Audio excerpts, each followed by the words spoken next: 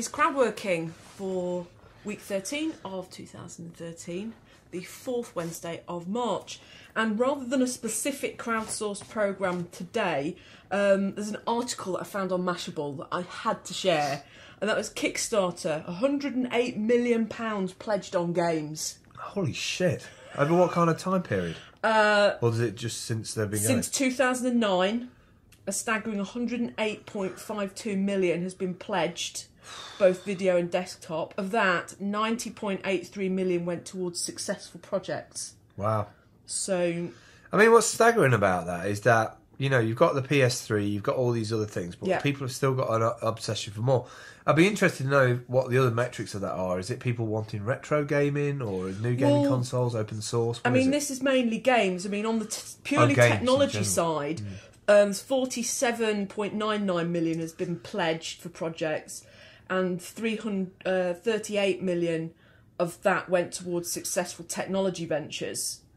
So Kickstarter get a little cut of all of this money, so they must be raking it in. They must be doing all right. They must be doing, you know, good platform. I did hear recently as well that Kickstarter and a lot of the mainstream platforms have a certain community management element to it. So, you know, if you've got loads of people that are needing, when the perks get to pay out, they kind of chase you up, and there's a certain curation that they do behind the scenes. There's a lot of work that goes into doing a Kickstarter project, especially when you're manufacturing something. You've got to go over and, you know, get the team in Shenzhen behind you. You have to put all the contracts in place and know when they're getting production's getting made. Which is why, you know, it's really good to check out the terms and conditions of the crowdsourcing site that you use, but also the ones that are doing well. It's usually because they're trusted, you know, their reputation, the people who use it, all of those things are really important. It's a lot of money. Yeah. A lot of money. Well, some of the games that have been backed and are now available to buy: Guyana's Sister Twisted Dream on PS3,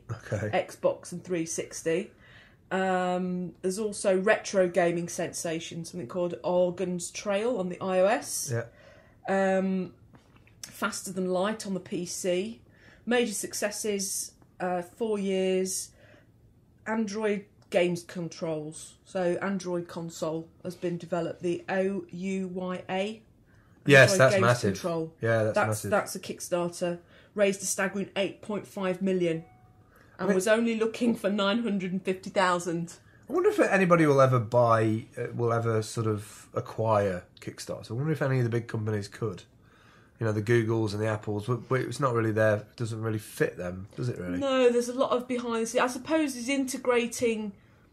I could see something like GoFundMe or a fundraiser being acquired by Facebook, because at the moment, if you do, you know, the London Marathon or a run, you can go on the fundraising sites. And that you can have page integration into Facebook, but essentially you're sending people out of Facebook to deal with the money. Yeah. So yeah, maybe one of the fundraising apps might. Shows us a massive call for gaming projects on there. So if you're thinking of, like, I did actually see some Nottingham board games that were doing really well. Yeah. If you do a search for Nottingham on Kickstarter, you'll find all the local Nottingham projects. There's a guy who used to work at the Games Workshop. Yeah. I think the other thing I liked about this Mashable article was that they do also reflect on there's some that don't make it, and one of the companies that had really tried was Dizzy Returns by Oliver Twins, which featured in a pocket lint look, so someone had picked it, pretty much one of the type of our shows, but it only made 25,000 of its £350,000 goal. So whether that's lack of engagement with their audience or they didn't have the outreach, but it's so key to have an active social community. I think that's one of the key things to this, is to have a massive base of people that you can send press releases to and say, hey, we've just launched our Kickstarter campaign. Yeah. And of course those elite that's got loads of money. Can't wait for that to come out. Can't wait for that. Me and Dan are going to take a week off when that comes out. And I'm going to sit and watch it. Yeah, you're not going to see me, because me and Dan will have our own little squad and team, and that'll be it for a week. We'll have headphones on, but we'll be talking to each other from 2 metres away. Well, that's it from us for crowdworking for this week. Yes, we'll catch up with you next week. Don't forget to subscribe, click all the buttons, at Seller54 on Twitter. We will see you in week 14.